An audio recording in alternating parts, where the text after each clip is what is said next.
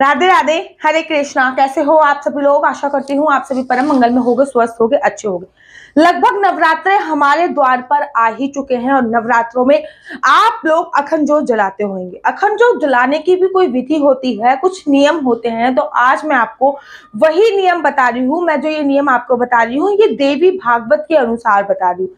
अखंड ज्योत कैसे जलानी चाहिए, किस चीज की जलानी चाहिए और अखंड ज्योत बुझ जाए तो उसका क्या मतलब होता है, ये सारी जानकारी आज मैं आप लोगों के लिए लेके आई हूँ। तो नवरात्रों में 9 दिन तक अखंड ज्योत जलाने का विधान होता है और कहा जाता है नवरात्रों में मनोकामना की पूर्ति के लिए अखंड ज्योत जलाई जाती है। 9 दिन तक अगर अखंड ज्योत जल जाती है तो हमारी वो मनोकामना हमेशा हमेशा के लिए संपूर्ण हो जाती है। और साथ ही के साथ अखंड ज्योत का जो प्रकाश होता है, अगर वो विद्यमान होता है तो 9 देवी आके उसमें समाहित हो जाती है की जो वाइब्रेशंस होती है वो बहुत ज्यादा शुद्ध मानी जाती हैं। और साथ ही के साथ किसी भी प्रकार का वास्तु दोष खत्म हो जाता है, घर में कलेश खत्म हो जाता है।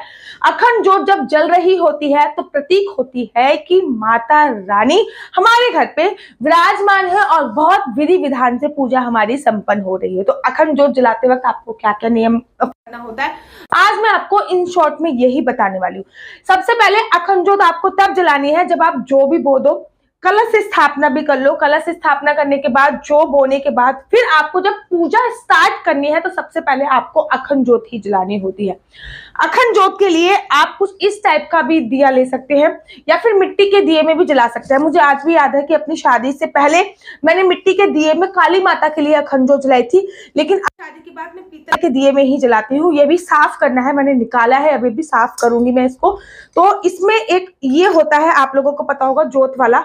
इसमें जोत डाली जाती है और उसको बंद कर दिया जाता है। इसमें ये ऊपर ढकने का होता है जो कि बहुत सही होता है। ये आपको मीशो से, फ्लिपकार्ट से, अमेजोन से, हर जगह से मिल जाएगा। मैंने ये श्रीधाम वृंदावन से खरीदा था क्योंकि मैं एकादशी पे अखंड ज्योत जलाती हूँ, शिवरात्रि पे जलाती हूँ, जन्माष्टमी पे जलाती हूँ, नवदुर्गाओं में भी 9 दिन के लिए अखंड ज्योत में जलाती हूँ। तो आपको कुछ इस टाइप का दिया लेना होता है। अब इस टाइप का दिया लेने के बाद भी अखंड ज्योत जो होती है वो कलावे की ही जलानी चाहिए। कुछ इस टाइप से नवरात्रों में अखंड ज्योत जलानी चाहिए कलावे की, जो कि ये है। ये ज्योत मैं मार्केट से बनी बनाई लेके आई हूँ, आप बनवा भी सकते हो, मैं बनी बनाई लेके आई हूँ। और अखंड ज्योत जो होनी चाहिए वो एक हाथ से थोड़ी सी ज्यादा होनी चाहिए, एक हाथ से थोड़ी सी ज्यादा है।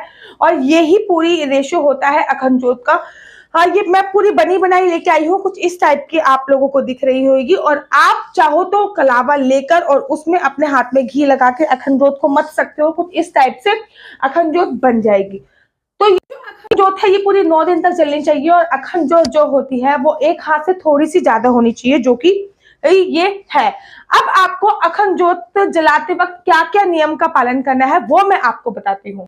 कि अखंड ज्योत जलाते वक्त आपको कपूर भी लेना चाहिए। और मेरे पास ये मैं भीमसेनी कपूर लेके आई हूँ। ये जो भीमसेनी कपूर होता है ये ट्रांसपेरेंट कपूर होता है और ये एकदम शुद्ध कपूर की श्रेणी में आता है। ट्रांसपेरेंट अर्थात कुछ इस टाइप का आर पार दिखने वाला जो कपूर होता है यही शुद्ध कपूर होता है। और इसकी जो खुशबू होती है, इसकी खुशबू से देवी देवता बहुत प्रसन्न होता है। आजकल मिलावटी वाले कपूर और आ रहे हैं जिसको जला के मिट्टी के तेल की स्मेल आती है। आप हमेशा भीमसेनी कपूर खरीदें। अगर आप भीमसेनी कपूर खरीदते हैं, ब्रांड कोई भी हो, लेकिन भीमसेनी होना चाहिए। ट्रांसपेरेंट जो कपूर होता है वो सर्वोत्तम होता है। अब आप तिल के तेल की भी अखंड ज्योत जला सकते हैं। मेक श्योर सबसे पहले आप गाय के घी की जलाइए। अगर गाय का घी अवेलेबल नहीं है तो आप किसी भी घी की अखंड ज्योत जला सकते हैं। अगर घी ही अवेलेबल नहीं है तो क्या करें, अगर घी अवेलेबल नहीं है तो आप तिल के तेल की भी अखंड ज्योत जला सकते हैं, लेकिन उसमें 1 चम्मच घी जरूर डाल दीजिएगा। आप सरसों के तेल की भी अखंड ज्योत जला सकते हैं क्योंकि सरसों के तेल की जो अखंड ज्योत होती है वो काली माता को समर्पित होती है और काल रात्रि का भी एक दिन नवरात्रों में आता है। आप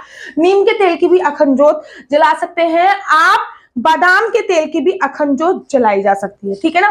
तो मैं हमेशा घी की अखंड ज्योत जलाती हूँ और घी मैं घर पे ही बनाती हूँ। उसी घी की मैं अखंड ज्योत जलाती हूँ। मैं आज भी घी घर पे बनाऊंगी और उसके बाद फिर मैं अखंड ज्योत जलाऊंगी।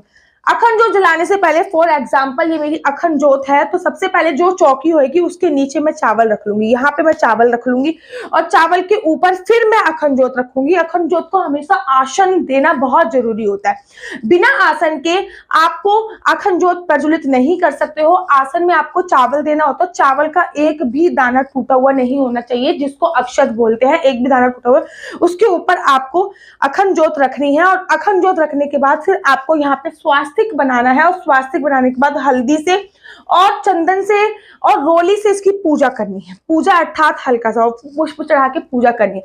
अखंड ज्योत जब आप प्रज्वलित करेंगे तो जय माता की नाम लेंगे, बस सिंपल सा जय माता की आपको बोलना है और आपको अखंड ज्योत प्रज्वलित कर देनी है।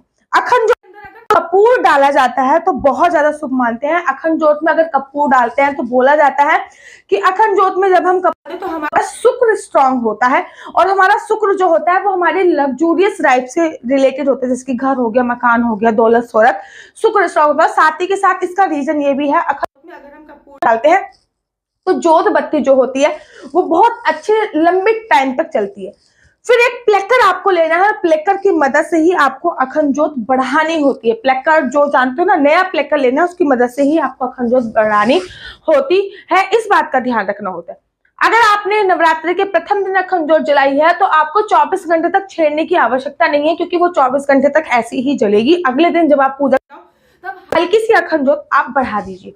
अखंड ज्योत बुझे ना बढ़ाते वक्त इसके लिए सबसे पहले एक दिया ले लीजिए और उसमें थोड़ा सा तेल डाल दीजिए या थोड़ा सा घी डाल दीजिए और एक रुई की बत्ती बना के अखंड ज्योत से वो बत्ती जला दीजिए। क्योंकि इन बाई चांस कभी ये होता है कि अखंड ज्योत बुझ गई तो फिर वो खंडित नहीं मानी जाएगी, क्योंकि दूसरी ज्योत जल रही है, फिर उससे वो ज्योत प्रज्वलित कर सकते हैं। लेकिन मेक श्योर कि आप ऐसे कोशिश कीजिए कि 9 दिन तक अखंड ज्योत जलती रहे तो सबसे ज्यादा सर्वोत्तम है। नवरात्रों में हमेशा कलाबी की ही अखंड ज्योत जलाई जाती है, जो कि बहुत ज्यादा शुद्ध मानी जाती है। कलाबी की बत्ती बनाने से पूर्व उसमें हल्की सी हल्दी का उपयोग भी किया जाता है, और बत्ती बनाने के लिए आपको हाथ में घी लेना होता है और थोड़ा सा कपूर लेना होता है। उसके बाद आपको बत्ती मथनी होती है, या फिर आप बाजार से मथी मथाई बत्ती भी लेके आ सकते हो। इस बात का आपको ध्यान रखना होता है कि वो सफेद रंग की ना हो, क्योंकि सफेद रंग की भी बत्ती होती है। मेक श्योर कि वो लाल रंग की कलाबी की बत्ती हो, जो कि बहुत ज्यादा शुद्ध मानी जाती है। अखंड ज्योत को आपको हमेशा छोड़ पीठ दिखा के नहीं बैठना होता है। इस बात को ध्यान रखिए कि अखंड ज्योत को अभी भी पीठ दिखा के नहीं बैठना। फॉर एग्जांपल, मंदिर उधर है तो आप इधर ऐसे बैठ गए, ऐसा नहीं करना होता है। अखंड ज्योत को खाली छोड़ के नहीं जा सकते। हाँ, वो मंदिर प्रांगण आप थोड़ी देर के लिए बंद कर सकते हैं, जैसे कि मेरी बेटी है बार बार उस कमरे में जाती है तो मैं वो कमरा बंद कर दूंगी, लेकिन मैं अपने घर को छोड़ के नहीं जा सकती हूँ। नवरात्रों में जब आप जो बोलते हो, कलश स्थापित कर लेते हो, फिर आप उस स्थान को छोड़कर नहीं जाते। एक ना एक दिन एक ना एक लोग वहां पे प्रेजेंट होना चाहिए। होता क्या है, नवरात्रों में माता रानी पृथ्वी लोक पे आती है और वो आपकी गेस्ट बन के आती है, और जब आपके गेस्ट आपके घर पे हो तब आप उनको अकेला छोड़ के नहीं जाते हैं। आशा करती हूँ आपको मेरी वीडियो अच्छी लगती होगी। अगर आपका कोई भी क्वेश्चन हो तो जल्दी से जल्दी मुझसे पूछ लीजिए। मैं शॉर्ट वीडियो बना के आपका आंसर देने की पूरी कोशिश करूंगी। राधे राधे, हरे कृष्णा, हरि बोल।